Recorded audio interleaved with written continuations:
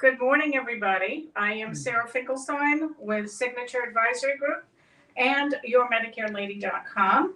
And just a question for all of you here today. How many of you are in sales?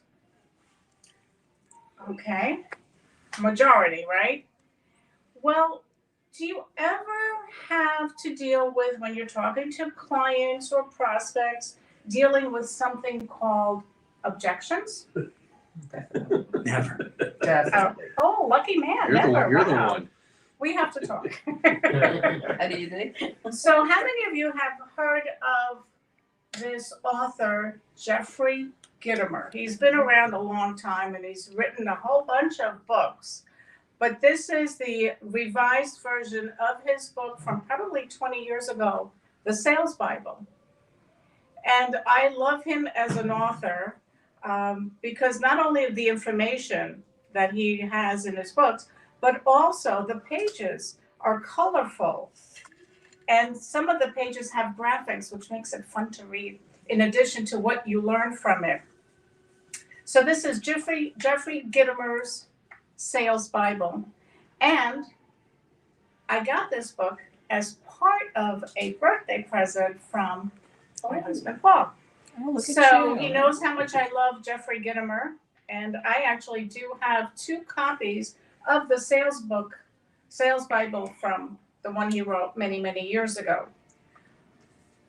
But when we're dealing with objections, have you ever heard somebody say to you, I want to think about it?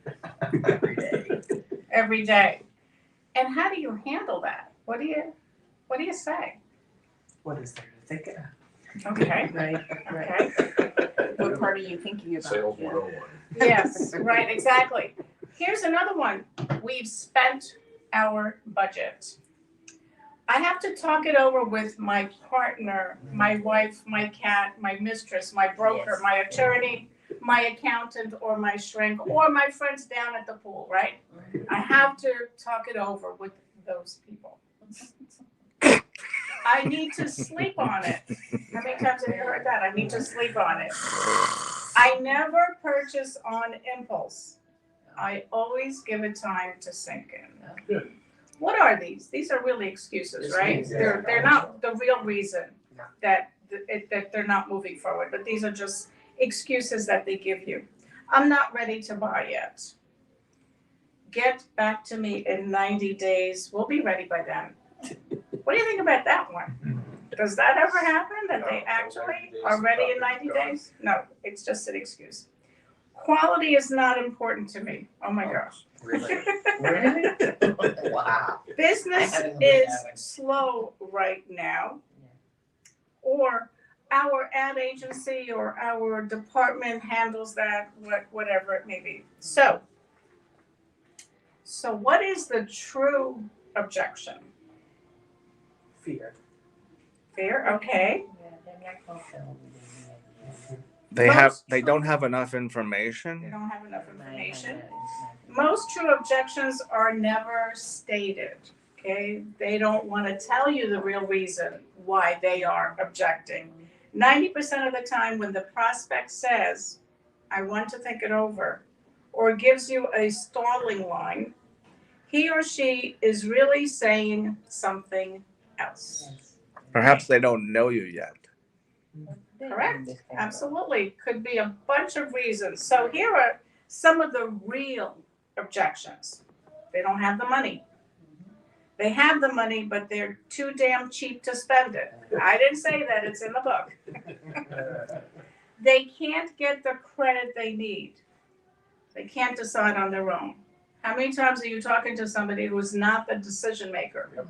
You need to be talking to the decision maker.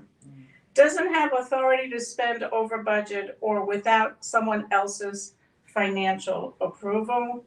Thinks or knows he or she can get a better deal elsewhere. Has something else in mind but won't tell you. Has a friend, a connection, or satisfactory relationship in the business. How many times have you had the situation where somebody picked your brain and then went somewhere else? They don't want to change vendors. They're just used to whatever they're doing, or they're just afraid of the unknown, even if the unknown may be better for them. Does it say in there that people don't want to be sold, but they love to buy? Not in this one, but that is in this book. People don't like to be sold, but people love to buy. They want to shop around, or too busy with other more important things at this time, doesn't need or thinks he doesn't need your product or solution now, thinks or knows your price is too high. And then what is price? Price is quality too, right? Based on quality. So the more you pay for something, probably the higher the quality is. If the price is low, you may have inferior quality. Doesn't like or have confidence in your product, doesn't like, trust, or have confidence in your company, or doesn't like, trust, or have confidence in you. So those are some of the real objections. Can any of you think of any others that weren't mentioned? I only have one objection that I get that may help. In my situation, it's always, what am I gonna leave to my children since there's no mortgage payments? They're not paying principal and interest on their mortgage. So needless to say, their mortgage is increasing every year.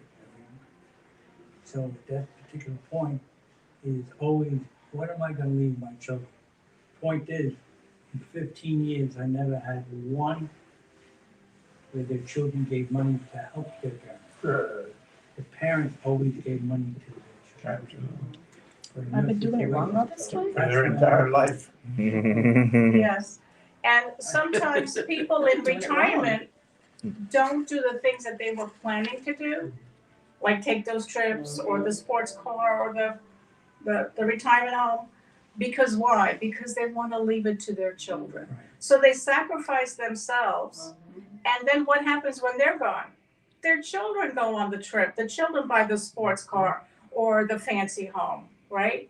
So if leaving money to one's children is important, there are other ways to plan for it and not sacrifice your own golden years in retirement, as they say.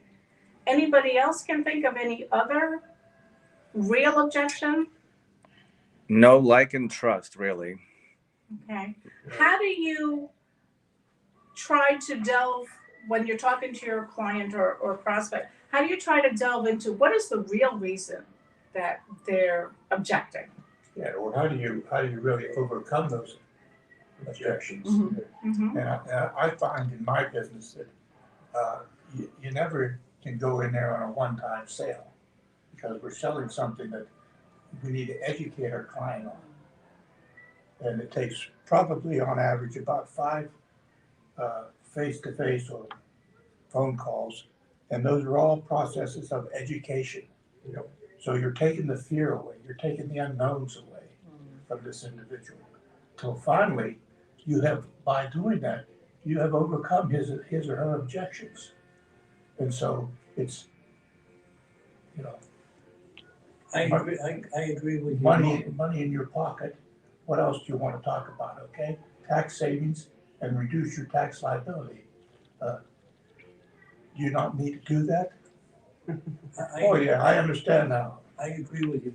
My situation is, what is the problem?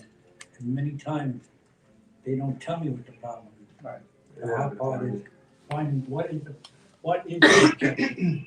So it's not, once you find the problem, you can answer it. Absolutely. So it's, with a borrower, they sometimes don't tell you what it is. Okay. So get this book or any of Jeffrey Gitomer's books. They're really, really great. And I think he does a podcast too. I believe he also has a newsletter that you can sign up for free. And love him. So thank you, everybody. And please, next week, bring a guest. We want to grow our group. Bring a guest. Any last thoughts? The last thought is give Sarah a big round of applause for her online.